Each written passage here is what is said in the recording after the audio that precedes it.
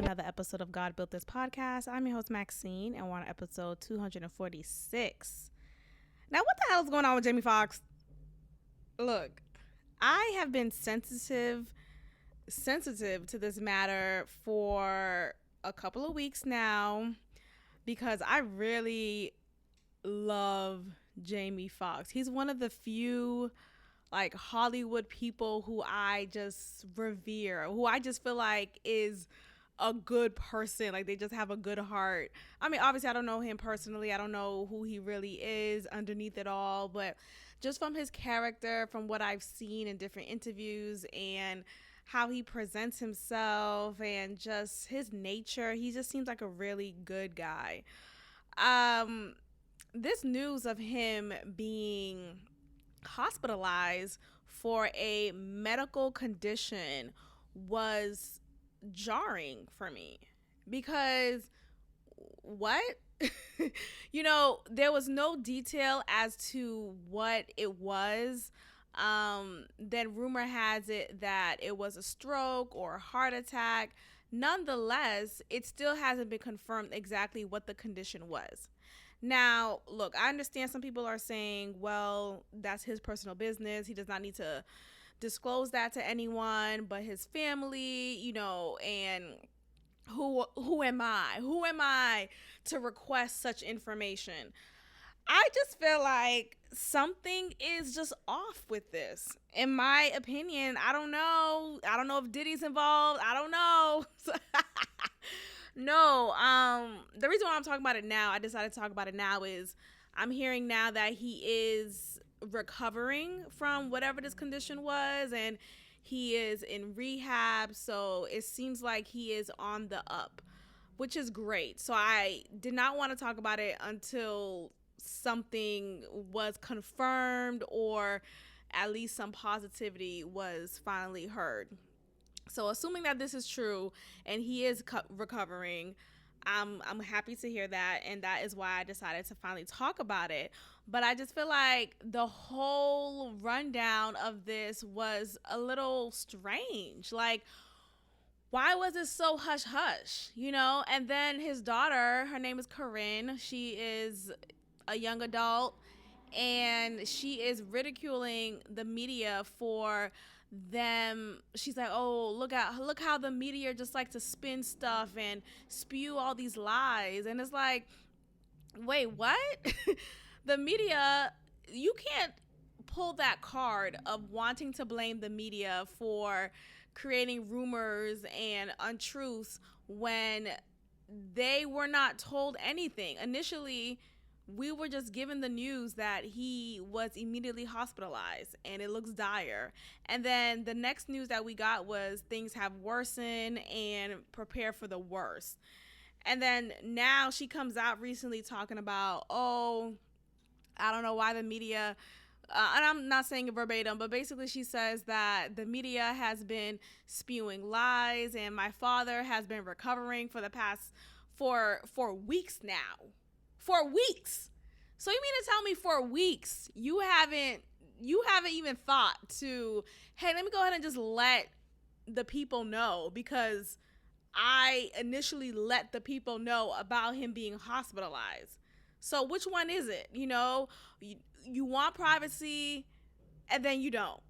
You want to be transparent and forthcoming about him being hospitalized, but you don't want to update us on him recovering from whatever that condition was that led to him being hospitalized. Like, that was very strange to me. So now there's news of a new game show being premiered that was supposed to be hosted by Corinne, Jamie Foxx's daughter, and him. So it's like, was this a rollout? What is going on? I don't know what's happening here. So let me just give y'all some backstory. Jamie Foxx reportedly became ill in Atlanta last month while filming a new action comedy alongside Cameron Diaz. Now his daughter, Corinne, has announced his latest project and says he's recuperating. So again, this was an unspecified medical incident. Still, nothing has been confirmed as to what was the incident or condition that led to him being hospitalized. And it's just, I don't know, it's just all disheartening.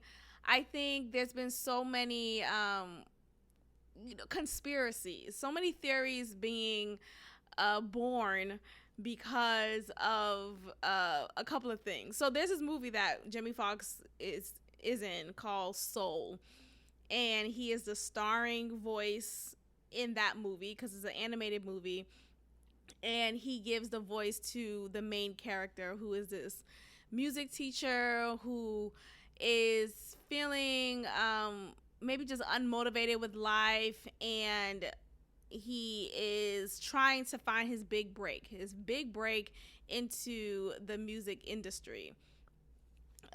So he finally makes it. He finally gets noticed by this big time jazz singer, and as he's on his way to performing with her, he falls to his death. The character falls to his death, and now his soul is walking around without a vessel, and he's trying to find his way back into his body because this was his moment. He was supposed to finally make his big break. And the movie is very beautiful. I think it's a beautiful movie. I hate that he's dead instantly, and is like the first male-led black animated movie. But I'm not trying to like go into that much depth with that because whatever. Nonetheless, it's a really beautiful movie. The message is profound. It really talks about how sometimes we're not motivated in life. Sometimes we're not as intrigued about what we quote unquote should be intrigued about. Oh, why don't you become a doctor? Why don't you become a teacher? Why don't you become, a cop? Whatever it is, a lawyer. And then say if you do become that, you still find yourself unfulfilled. And there was this other character in this movie who was just completely unmotivated in life. There was nothing about life that made her feel inspired until she decided to finally be in the present. How can I live in the moment right now and just appreciate what's around me?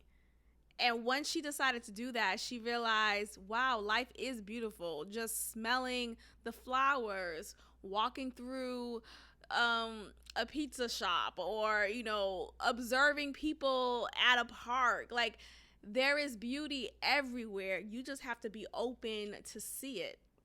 And I don't know, I hope there's a soul too. I think the story could continue, but it also just makes you wonder because, like, okay, cool, you're finding life and the intangible about life so beautiful, like, love, hope, peace, joy, stuff like that. That's beautiful. But like, but what do you want to do for a living though? Because you gotta get a job, you kind of gotta stay in the reality that we're in, in some capacity. There's another character in the movie who is this shaman in his like spiritual world, but in the present, like 3D, because are we 3D or are we 4D? I always get that confused. But in the reality, in the physical human realm, he is this not a sales guy. He's one of those guys who stands outside and waves a poster or this sign to motivate you or to convince you to visit the store that he's promoting in the sign. So he's one of those guys who's like waving this sign, and you're supposed to be mesmerized by how the sign is being moved in front of you, and then you walk into that Metro PCS store. Anyway, so that's his job. That is literally his job. But so that's what he does for a living. That's what he does to get by in this world that we're in. And yet he's a shaman. Like, what he does, what really fulfills him is being a guide to others. And I bring that up because it's like, we have to find some balance in our spiritual side, right? Because we're all spiritual beings, and we also unfortunately have to find a way to live in this reality. Like, it was just, I've been fighting with that reality, or that what's the word, that conundrum, really. Like, fuck. But no, you still have to figure out how to pay the bills. You still have to figure out how to just cope and coexist in the world that we're in. As you are still feeding your spirit, you still got to make sure you're feeding your physical. So it's a really beautiful movie. Anyway, so the conspiracy theory is because Jamie Foxx played the lead character who died in the movie. This was life. This was art imitating life. Or what was to come. And so now hearing this news of Jamie Foxx almost near his deathbed, and thankfully he's not anymore, allegedly. Who knows what's really going on? But this was the theory of, you got to be careful of what role you take when you're in Hollywood. Like, you can't just instantly take any role, because it could bleed into your real life. And, whatever. Maybe that's true, maybe it's not, but Soul's a really good movie. I don't want to shit on Jamie for that, because shit, I love that movie. It was it's such a good movie, especially when you're feeling just not encouraged, and when you're feeling just down and out. I feel like it's a motivational movie that can help you get through. So anyway, I'm happy that Jamie Foxx is allegedly, according to his daughter, feeling better and is recuperating. I still find it interesting in a negative way that she decided to kind of chastise the media. And she said, quote, "My dad has been out of the hospital for weeks recuperating. In fact, he was playing pickleball yesterday. Thanks for everyone's prayers and support." And it's like, okay, but what? If he was out for weeks, why didn't you? I'm not saying the same day of him being discharged from the hospital, you have to immediately let the public know, but maybe in 2 days, right? Like, how beloved he is. So beloved. Jamie Foxx is so beloved in the industry, it seems like. And he was getting a resounding amount of support from his peers. And I just can't find anyone who can say anything nasty about him. So for you to kind of keep it in and not alert the public that he's been out of the hospital, I just find that it's selfish. It's selfish. And okay, someone could be like, "Oh, well, that's his daughter. She has the right to be." No, he is a public figure also. In addition to him being your father, he's also mine. No, I'm kidding. No, but I really do mean that, though. Like, I feel like you should have the common fucking courtesy. Yes, I'm entitled and I'm owed to it. I'm not saying the first day of him being discharged, but at least the weekend, 2 days afterwards, you should have let us know. So you mean to tell me for weeks he's been out? While the media has been giving us just morbid news after morbid news of his health. And I was internally preparing myself like, okay, well, I'm going to hear Jamie Foxx died at age, like, I'm going to hear that. I just have to accept. I was preparing myself to accept that, because it would have been a hard hit. And again, I don't know him personally, but I kind of not grew up with him, but in a parasocial type of way. When I was younger, I watched his show, the Jamie Foxx Show, and I followed his career in a parasocial way and listened to his music.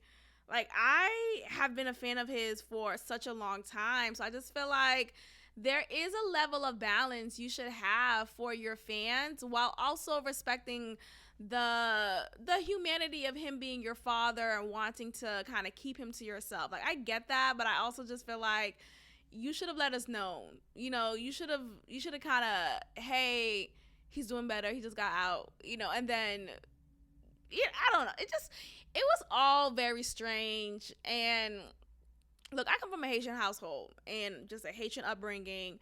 What's very common within a Haitian upbringing is we keep our medical business to ourselves. It really takes a lot out of us to share what is a crisis. And so I come from that understanding of wanting to keep that private. And I don't really know where that comes from. Maybe it comes from a level of shame, like, oh, maybe I'm embarrassed that I have this condition, or maybe I'll be blamed for not being healthy enough when something is out of my control, or I really don't know. But that has been something that I just been used to my whole life. So it's not as alarming, or I'm just not caught off guard when people are quick to hide and slow to share what their health concerns are. So that's fine. I just, again, if you start off by saying he got hospitalized for a medical condition, okay, cool. You're purposely not telling us what it is, fine. But if he's been out for weeks now, our mind has been racing, wondering what's going on with him. The least you could do is let us know without letting us know in oh, you're so annoying. He's been out from the hospital for weeks now. Like we bothered you. No, you told us. You told us. And another theory is that, I don't know, he better come out just as Jamie Foxx and not a clone. Let me just say that, because Holly Weird is something else. Moving forward. What do I want to talk about next? Let's talk about the fact that Meghan Markle and Prince Harry say they were being car chased in NYC. Now, enough. I'm really sick of her. I think she should be banned from the news and should no longer have a mic. Remember that? Do they still have a podcast? They were saying, like, they had a podcast, or they talked about it, just like how Michelle Obama and Barack Obama said they were starting a podcast, but I don't think they ever did. Ugh, I'm just so sick of some people. Like, what are we talking about? Anyway, so Meghan Markle said that she was being chased by cars as they were in a cab in New York City. But what's funny about this news is this is not plausible in New York City because of just how New York City is set up. It's so congested in the city. It's so impossible. Basically, it's impossible to be chased by cars in a city such as New York. And the cab driver decided to basically say, yeah, I don't know what she's talking about, but that didn't happen. So it says here, according to this BBC.com article, a New York City cab driver who drove the Duke and Duchess of Sussex for about 10 minutes on Tuesday night as they tried to shake off photographers has said the couple were clearly nervous during the short journey. He said, or the spokesperson for Harry and Meghan said there was a relentless pursuit that lasted more than 2 hours. Okay. He says here, quote, I was on 67th Street and then the security guard hailed me. Next thing you know, Prince Harry and his wife were hopping into my cab. We got blocked by a garbage truck and all of a sudden paparazzi came and started taking pictures. Harry and Meghan were about to share their destination when the security guard made the call to return to the police precinct. They looked nervous. I think they were being chased a whole day or something. They were pretty nervous, but the security guard, he was on it. In a statement, Harry and Meghan's spokesperson,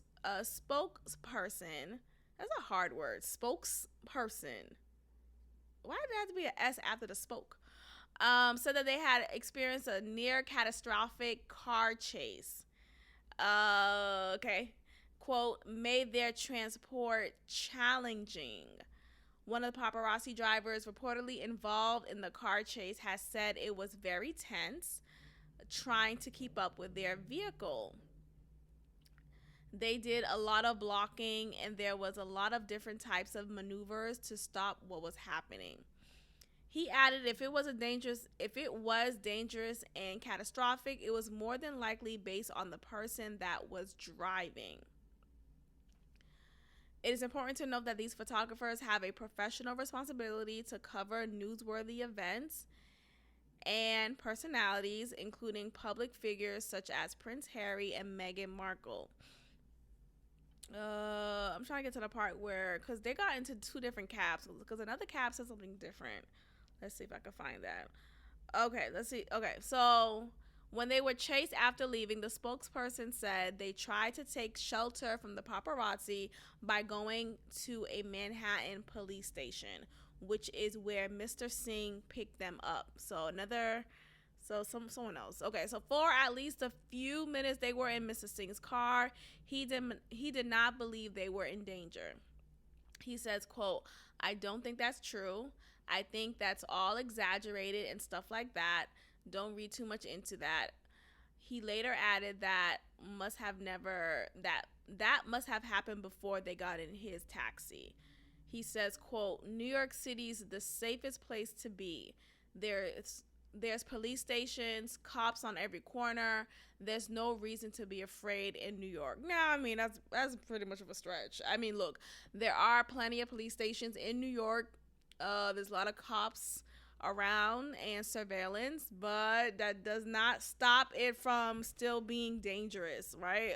Obviously, with that much of a need to have cops in every corner speaks to the danger that lives in the city. I just heard too many crazy situations happening in the subway in New York City, and so for him to say it's the safest place to be, I think people have the idea that if it's under surveillance, right, if there's the presence of cops, then it's safe. But criminals are not always sloppy, and people could instantly find a way to embark upon violence. So regardless of having cops on every corner, not all cops are as vigilant as they could be, and they're not always on the job or alert, or so that was a stretch of a statement. Anyway, he says they were behind us. I mean, they stayed on top of us. That was pretty much it. It was nothing more. At the end of the trip, they say, "Oh, nice meeting you," and ask his name. Yeah. Okay, I don't care anymore. So anyway, I feel like again, this was another cry for attention from Meghan Markle. How can I look even more like a victim? How can I garner more emotional support from the public and be seen as this woman who's always in distress? Girl, you are the Duchess of Sussex. What distress are you talking about? Like, I just feel like it's very insensitive to say you were in this catastrophic car chase knowing your dead mother-in-law died from a car chase or in a parent car chase, because what really happened. But nonetheless, like, it was just a little dramatic. It was too much. It was unnecessary for her to say this or have her spokesperson say it for her.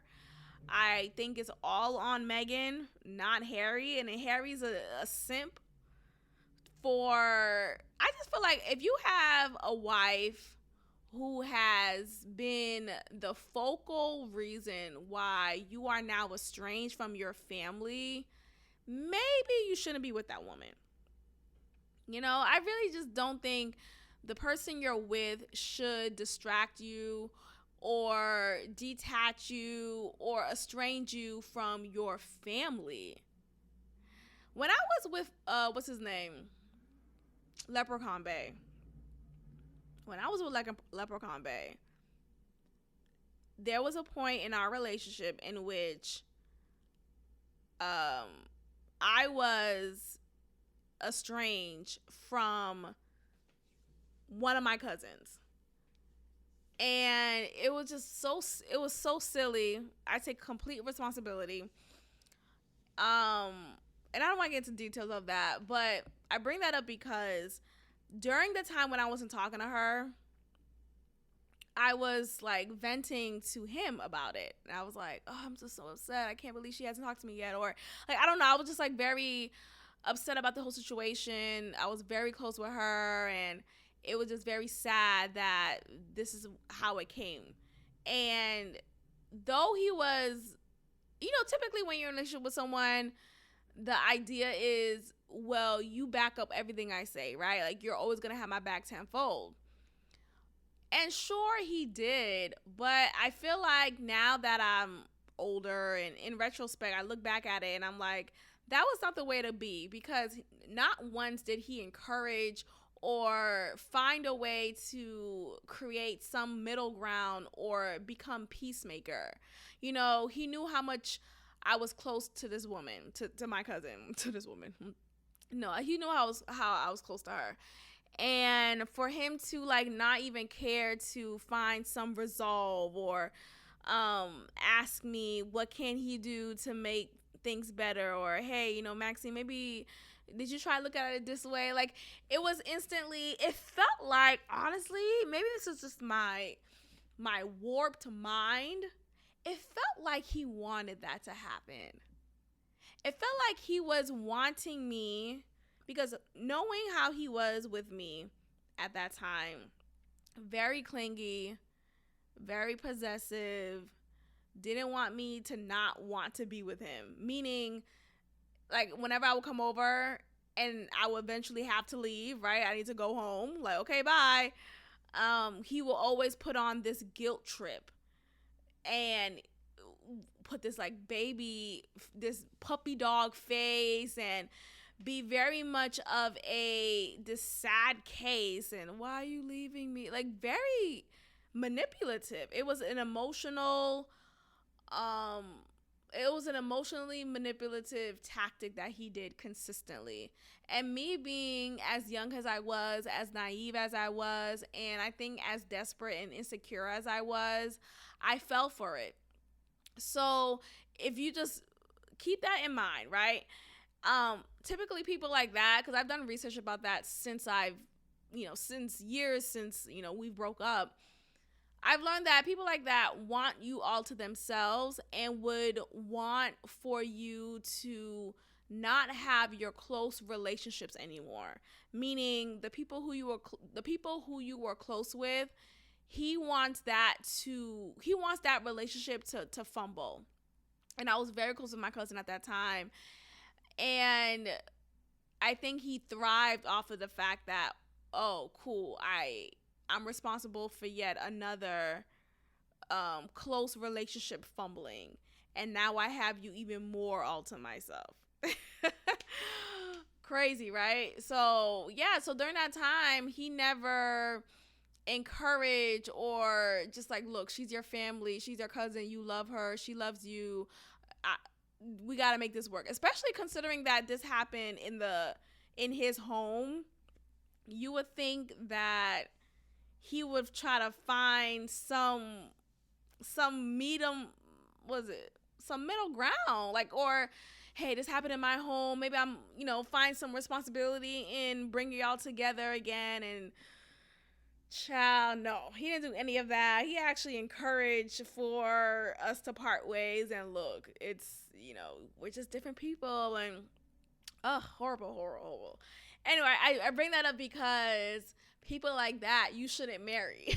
Like, you shouldn't marry someone who is responsible for, or who is encouraging or not encouraging for you and your sibling or family member whom you were close with to get back being close with again. I think that's something that is disturbing and just dangerous. Like, why would you want to be with someone who wants you all to themselves? Like, that is some sick stuff. Anyway, so that's Meghan Markle for you. I don't see this marriage lasting, but we'll see, child. We'll see. Moving forward. um. Okay, so Florida. This is Florida. Okay, I gotta give me a second because this news is fascinating to me. There's a teacher in Florida who is under investigation after showing her fifth grade class a Disney movie with a gay character. Now, this is the literal headline of this article. Florida teacher says she is under investigation after showing fifth grade class Disney movie with gay character.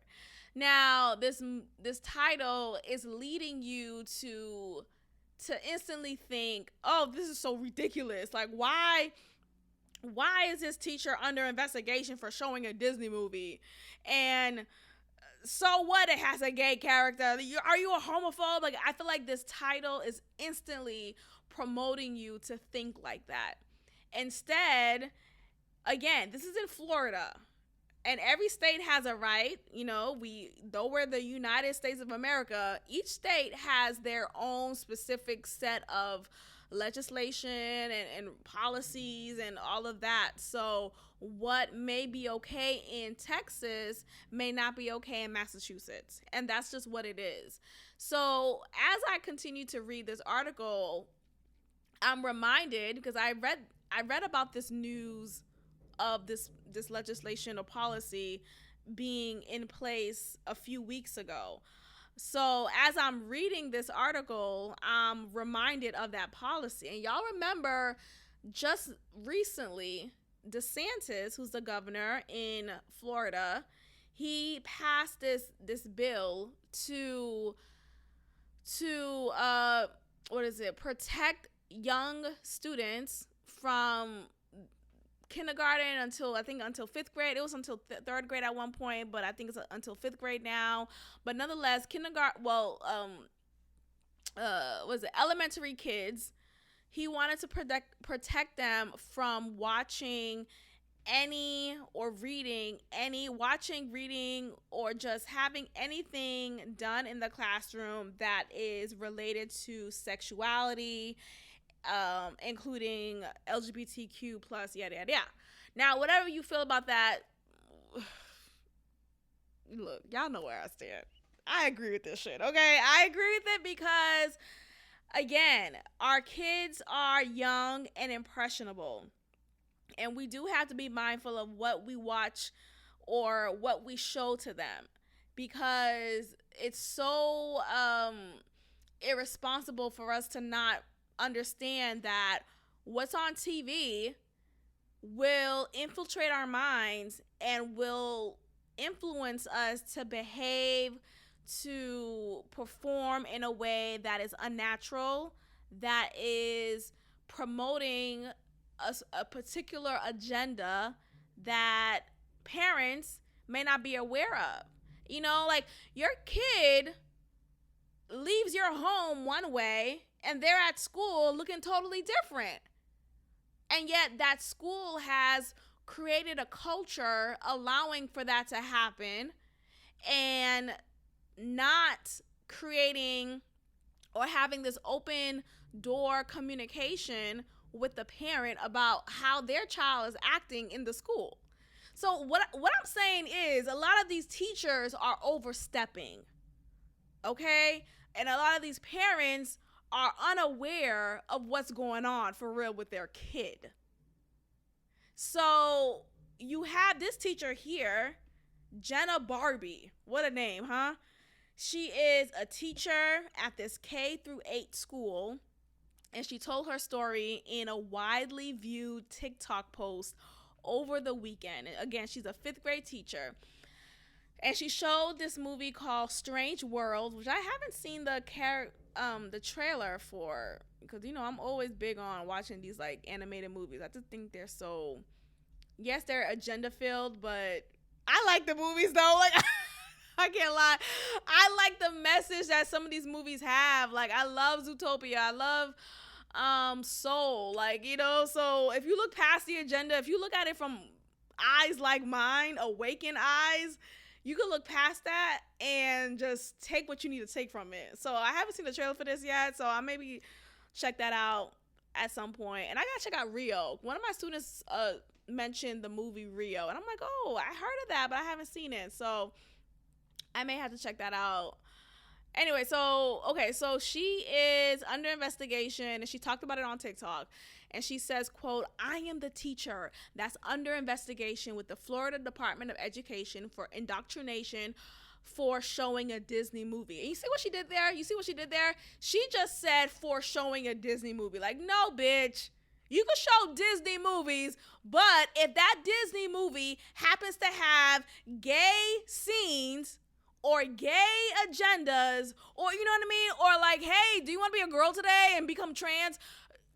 If it has that, then you can't show that. And that's on period. That's just what it is. Like, stop trying to change it up real quick and like have this on the hush hush in a whisper and be surprised when people call you out on that. No, that is the rule that DeSantis passed out. You have to follow suit. What is it to you that you need to, that you just have to show your 5th grade class this movie when it includes a scene that may not be favorable for the parents of those children, right? They may not be in agreement with watching this movie or their kid watching this movie. You know, like, watch that shit on your own if you really want to watch that movie so bad. But anyway, so she says in the video, Barbie explained she played the Disney movie to a class, which was only partially full after a day of standardized testing. She also said she had previously signed permission slips from all the parents allowing the students to watch a movie rated PG. Now, again, she's not being specific here.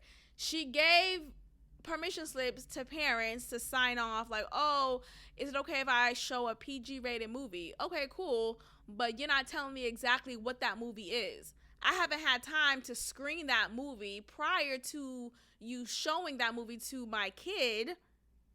So you got half of my consent, but I don't know exactly what I'm consenting to. She says a parent then complained and reported her to the State Department of Education. She said the parent who reported her is also a member of the Hernando County School District Board. She complained to the principal about the movie not being appropriate for students, and also provided CNN with a copy of the announcement from the school district to parents. She says, quote, or the school district says, "Yesterday, the Disney movie Strange World was shown in your child's classroom. While not the main plot of the movie, parts of the story involves a male character having and expressing feelings for another male character. In the future, this movie will not be shown. The school administration and the district's professional standards department is currently reviewing the matter to see if further corrective action is required." Now, again, you did not tell me that you was going to show my child a movie that happens to include a male character having and expressing feelings for another male character. You just gave me a permission slip to sign off that says I will be okay with having my child watch a PG rated movie. What is the movie though? You know, so the complaint is part of Florida's controversial legislation signed last year by Governor Ron DeSantis, banning certain instruction about sexual orientation and gender identity in the classroom. DeSantis and other supporters pushed the measure as a form of parental rights. Absolutely.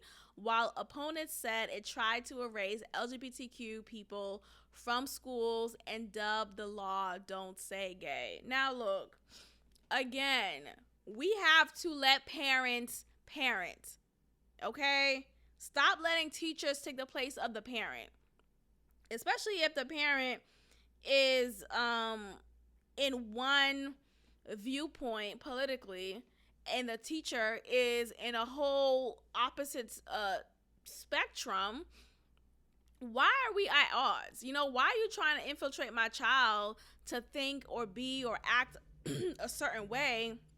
Well, that's not how I raise my kid. And it's not okay. It's absolutely not okay to do something under secrecy. You know, so yes, I'm in favor of this bill. The fuck? Like, at some point we have to put a line, draw a line down. Yes, there should be a bill that bans certain instruction about sexual orientation and gender identity in the classroom. These conversations are ridiculous to have with a minor, a fifth grader. So you finding a clever way to show a movie that happens to include some scenes that involves a male character having and expressing feelings for another male character is very, what's the word for it? What's the word? It's just whack. Honestly, it's whack. It's very, I'm thinking cowardly, but that's not the word I want to think of. But the point is, it's very secretive for you to go about it that way. And for you to do that secretively, that makes me wonder, don't you realize what you're doing is not okay? Don't you realize that you're sneaking to show my kids something that I am not okay with? Why would you do that? You know, so already there's evil in that. Already there's some deceit in that. So yes, this teacher needs to be fired. She needs to be fired. Because how dare you? I'm pissed. How dare you? I'll be pissed, y'all. If I had a kid and in that, I don't know, child, I would have to homeschool my child, because no, like, these kids are so precious. They're so precious. And we talk about protect the kids, we're not protecting these kids. We're not. Like, let a child be a child. Like, stop trying to infiltrate their minds to think and veer a certain way. Let them be who they are. Like, if they're gay, let them be gay eventually. But don't do that shit at 4th grade. Am I lying? Don't do that shit too early, though. Hold on. You don't know what's going on. You don't know what's going on yet. Don't do that shit too early. Oh, Lord. That's so funny. So the teacher says her defense is the movie was tied to the lesson plan on environment. So I guess she has a lesson plan about environment, maybe like environmental rights, yada, yada, yada. Okay, cool. But again, there's other ways to go about it, bitch. Shut up. There's so many other movies you could watch, so many other documentaries you could put on the TV or on the projector about environmentalism. So on May 9th, Barbie addressed the school board members during public comment at a meeting. In attendance was the parent who had complained, school board member Shannon Rodriguez. She acknowledged during the meeting. A school board member, an elected official of power who was supposed to be nonpartisan, is allowed to present to the public that she is Christian and that God appointed her to the board. That's funny. And yet it is indoctrinated that I showed a Disney movie. See, again, her dumbing it down. It's just shut up. You know what you showed. I'm a first year. See, it's always those. It's never the teacher who is 10 years into it, right? It's always the first year teacher who's going into the practice with an agenda. I promise you, she's probably fucking bi or lesbo, or I'm saying this with passion in my voice, right? I'm not saying it was hate in my heart. I'm just saying you cannot make someone believe what you want to believe or follow your way of lifing just because you are in this community. Like, you do not have the right to infiltrate my kid. That's how I'm saying it. So again, I feel like I come off like I'm hating groups of people. I'm not. It's just what I hate is you infiltrating the minds of the kids, of the youth, and not allowing parents to parent their child.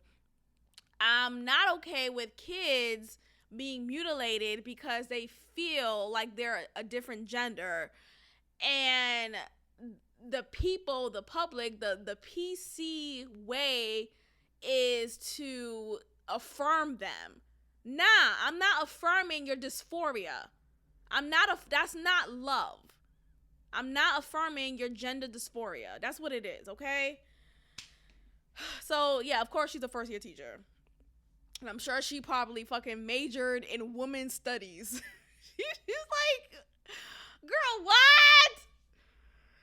The teacher told district board members the movie was in no way sexual and was tied to the current lesson of the environment and ecosystems. Barbie claimed in the meeting, Rodriguez came to my school, took me away from my students to tell me how bad and wrong I was. At the end of the school board meeting, Rodriguez said she called the State Department of Education regarding the incident, which prompted the state investigation. She said her daughter is in Barbie's class. She said at the district meeting, Barbie broke school policy because she did not get the specific movie approved by school administration and said the teacher is playing the victim. I agree. You have to get that shit approved by the admin. That is literally always the thing that I've heard throughout my years of teaching. If you want to watch a movie, if you want to watch anything, if you want to show a clip, just like you have to create lesson plans and get that submitted by a deadline, in that lesson plan, you name the film, the clip, whatever it is that you plan to show to kids, you name that in the lesson plan so that your AP, which is your assistant principal, your coach, whomever is viewing and giving you feedback on your lesson plan will give you that approval stamp and say you are approved to show this video, or you are not approved to show this video because of X, Y, and Z. But you can't just do whatever no, you can't do whatever you want to do in your classroom. You can't. As much as people like to think that teachers can do whatever they want, no, we are tied to certain boundaries, and this teacher crossed the boundary. And now she wants to play victim and say, oh, I was just showing a Disney movie. Oh, I'm indoctrinating your kid for showing a Disney. Like, shut up.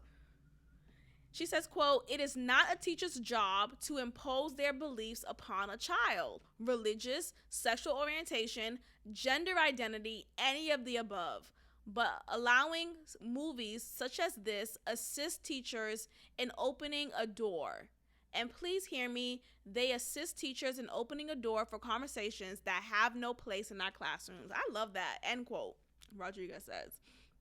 So I agree with that. Like, again, like, I have my own personal beliefs, as you guys know.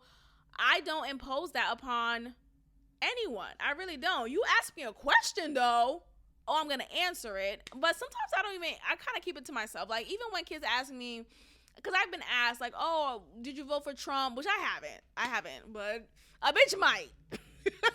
Coming up, a bitch might.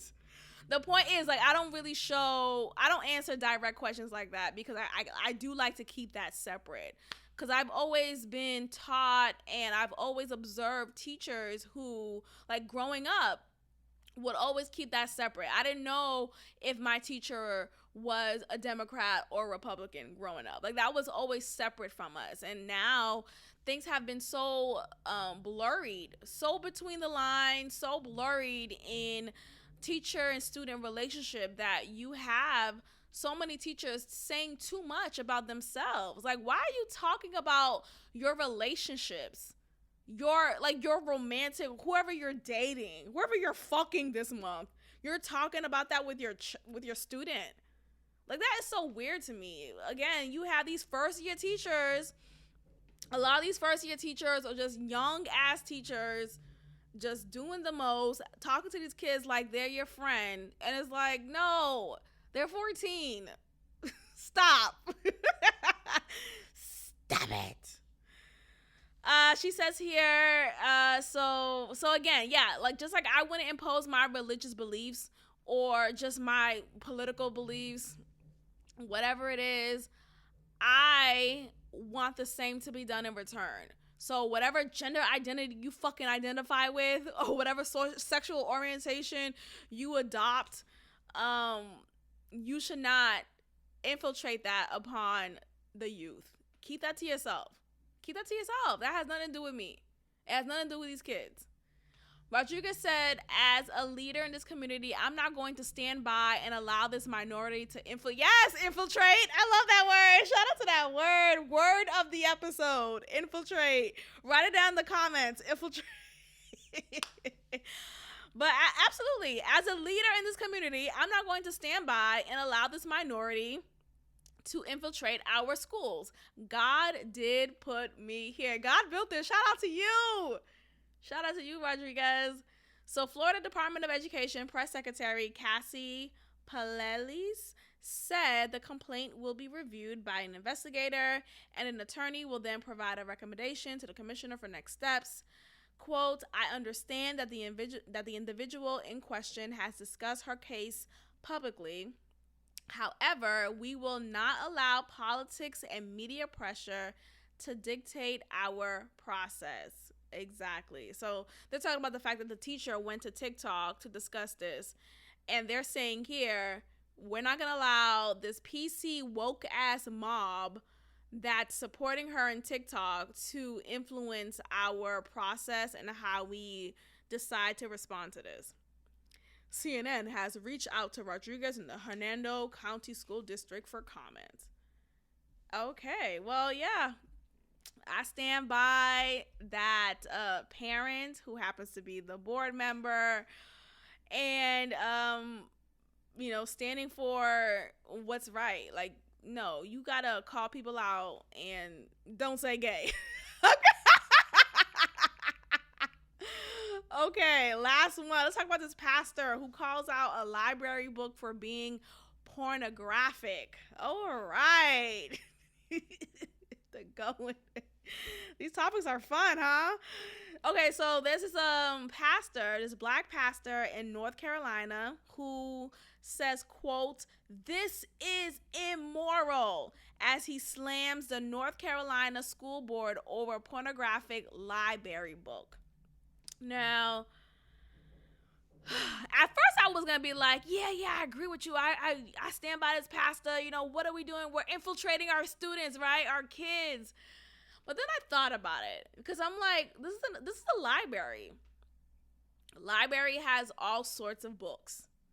Library is supposed to have, resources. And if anatomy is a resource that you would like to obtain, the library should have that. It's not about, I'm going to read this article though, but it's not about like, having porn. It's like, because at what point, when is a book about anatomy a book about porn? Like this, let's clarify the difference between the two, right? Anatomy is about specifically, the parts of your body. What does a nipple do? What's the purpose of a nipple? And what does your member as a man look like? And how does it look like when it's erect? That's an anatomy book. A pornographic book, like, first of all, what pornographic books are there? Like, there's a real pornographic book out there. I don't think there's a pornographic book in the library, but let me go ahead and read this article and see if I'm wrong. A local pastor's heated questioning of a North Carolina school board was cut short once he began reading from a pornographic book allegedly available to students. I'm not gonna say his name because my God, today he's definitely Nigerian. His last name is giving Nigerian, but his first name is John. So let's go there. John is a preacher and contributor to TPUSA Faith. He confronted the Asheville City School Board over the book It's Perfectly Normal. Okay, that's what it's called, on Monday. Okay, so the book is called It's Perfectly Normal. It's Perfectly Normal is described as a children's book centered around puberty and sexual health. And John claims it is available in the school board district or the school district's libraries. And the catalog suggests that at least one copy of the book can be found in its middle school. John displayed several pages during Monday's meeting describing depictions of pornographic images, including various couples having sex. He claims each image can be found in the book It's Perfectly Normal. He says, quote, "This is immoral and asinine to allow children to be able to see this. Is it you or do parents decide what should be placed at the fingertips and allowed to be taught to their children in this school system?" Okay, so as he's reading a couple of pages, a couple of lines from this book, he's cut off. Let's see. He says here, describes aspects. Okay, so John, he is attempting to read a passage allegedly from the book, which seemingly describes aspects of sexual intercourse to readers. However, an ACS school board member quickly asked him to stop, prompting him to question why the contents are appropriate for children but not for a school board meeting. Ooh, okay. He says, quote, "You all sit back, slouched in your chairs, and celebrate diversity, equity, and inclusion, but you don't want me to read it so you can hear it? Why? Does it bother you? Yes or no? You can't answer that question. And you want to know why? Because politically speaking, you can't say that it's wrong." Okay? No school board members directly responded to his concerns. The board chair ultimately asked the pastor to leave by telling him that his time is up, to which John responded, "That makes two of us." Okay, a little morbid. He says here, "I'm not trying to win an election. You don't want me to read the filth because it exposes the truth."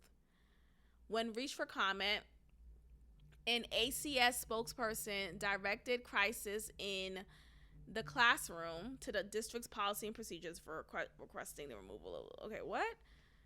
The directed crisis to the district for requesting the removal. Okay, so the book was removed. ACS's policy states that library books, as well as any other instructional materials, may only be removed for legitimate educational reasons. Okay, so I really don't know what exactly happened as a result of this. So it looks like, okay, I'm gonna read this again. When reached for comment, an ACS spokesperson directed crisis in the classroom to the district's policy and procedures for requesting the removal of a school library book.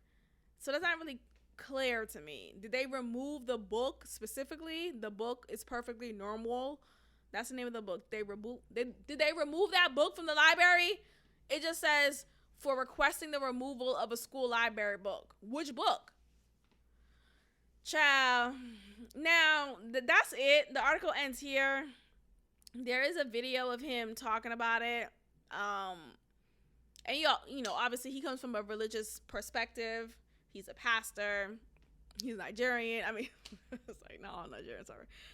The point is, he comes from this pastoral background. So I do want to understand what the book is about. Let me look it up. It's perfectly.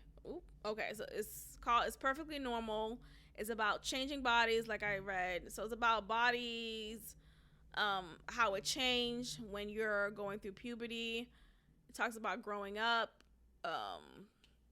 sexual feelings you may have, sex and sexual health. And this book is directed for children. I don't know. I really don't know how I feel about this yet. I'm gonna see if I can read the comments, see what they say in the comments. Yeah, the grade level is for 5th through ninth grade students. So starting from 10 years old and up. Yeah, I think, okay, so, I remember growing, okay, so yeah, I remember growing up, I went to a Catholic school, and the only talk about, like, sex ed was about celibacy. Like, we had someone who was, like, promoting celibacy. I guess she came from this other organization, and she came to the school to talk about purity rings and celibacy and why it's better to wait, and it was the propaganda for that, and I fell right into it, and I was like, yes, I will wait until marriage. And, obviously see how that worked out. The point is, I think sometimes with conversations around sex can be tricky when it comes to the youth. I think it's necessary. I do think it's necessary. I just feel like there's a way for it to be done without it feeling distasteful or uncomfortable or agenda driven. And being that we're just in such a sensitive time right now, in which you have little boys wanting to cut off their dicks and girls wanting to have their dicks on them, it's just hard for us to have these conversations that are necessary around what is sex, how to protect yourself. And there's a balance that needs to be had. And yes, there are parents who don't care to talk about that with their kids. Like, my parents did not talk about that with me. And maybe had they did that, things would have, like, maybe I would have approached sex in a different way. Like, maybe, I don't know. I don't like to play what ifs too much, but nonetheless, I think there's a line that can be drawn. Now, with the library, though, I don't know. Like, I don't know how much can you police certain books from the library, or any book from the library for that much. Like, you should be able to find whatever you want to find in the library. I don't know. Like, I get the concern he may feel, but exactly what is it that he's concerned about is what I don't understand, because the book is dedicated to teach you about the birds and the bees. So sometimes with parents who don't want to have that conversation, kids will find out in other ways. So maybe a kid who's in 5th grade hasn't got that conversation from their parents yet. They could go to the library, look at the book, and learn about, oh, that's why I've been wetting my bed, because I've been having these wet dreams. Like, they could have their answers there in this book. And I don't think it's about wanting to instantly engage in sex. I think it's about knowing what your body is going through right now, because you're changing. Your body is changing. Your voice is changing. So there's an even balance that can be made here. I just think sometimes some parents get so up in arms around it, and we're in such a sensitive time right now, again, with the mutilation of kids. And I'm not saying gender affirming surgery, I'm saying mutilation of kids that's happening more and more. It's a sensitive time. So I don't know, I'm not all the way in favor of what this pastor is claiming. I do think conversation around sex can be had with students that is straight to the point. It doesn't have to be very detailed or specific. Well, maybe specific as to, like, here's what a condom does, or sure, but I don't know. I just don't think it's that deep in this case. I feel like he's making more than what it is, because a kid could go online instantly and go and find porn.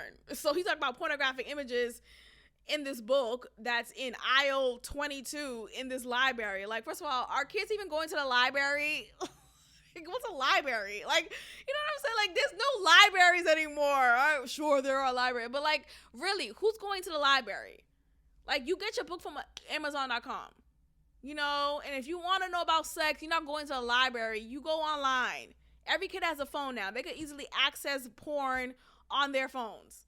Go on Twitter, bitch. Like, you don't even have to go to Pornhub.com. Go on Twitter. So I mean, maybe he has to reinforce some parental controls in his household. But look, I don't know how far that could go, because if your kid's not being homeschooled, your kid has to be outside and in the presence of other kids. Whether your phone is like completely parental locked down, your kid will have friends who don't have the same parental control, right? So who doesn't have parental control like that? So that kid's friend could introduce that kid to porn. Like, so porn is everywhere. Oh, Lord. All right. I'm going to end it here, y'all. Thank you so much for listening. If you haven't yet, please be sure to be subscribed on all the platforms that we're on, YouTube, Spotify, Anchor, Apple Podcasts. Leave a review. Tell a friend to tell a friend. Also, become a patron if you would like more episodes that's exclusive. Check out the link in our show notes for patreon.com/GodBuiltThis. And I will check in with you all next time. Peace. Thank you for tuning in to another episode of God Built This podcast with your host, Maxine. If you liked it, leave a review, share, and subscribe. God bless.